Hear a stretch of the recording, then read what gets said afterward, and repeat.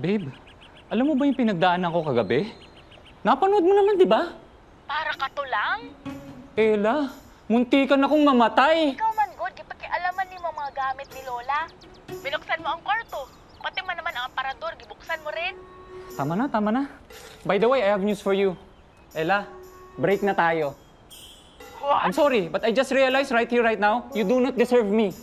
I do not deserve you? Ang kapal naman ang mukha mo, no? And excuse me, para lang malaman mo, kaya lang naman kita penatulan kasi naawa ako sa'yo. Okay, okay, I understand you're in pain, but this is it. Goodbye. Inang babae yan. Woo! Ganda lang.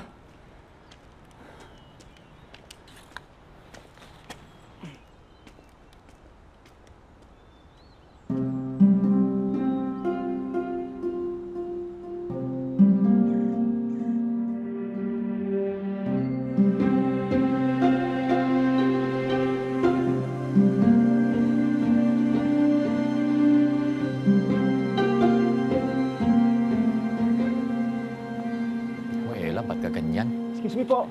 Ay. Kayo ba yung kaibigan ni Ella, yung pinagbantay niya ng bahay kagabi?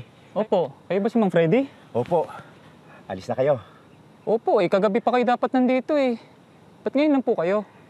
Pasensya na kayo. Nasira kasi yung bus mula sa Riaya. Kailangan namin maghintay ng isa pa. Sige po, mauna na po ako ah. Sige po. Ay, teka. Hindi ko pa makalimutan, no?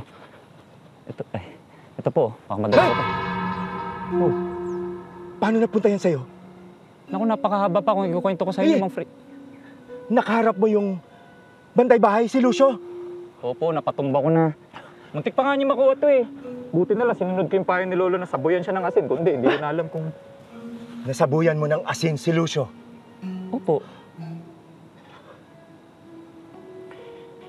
Eh yung isa pang engkanto, si Ares. Huh? Anong Ares? Naku bata, kapag nakuha mo yung bato na iniluwa ng engkanto, ikaw ang bagong bantay bahay. Teka. Mang Freddy, wala po iba engkanto. Mang Freddy, wala naman po iba engkanto eh.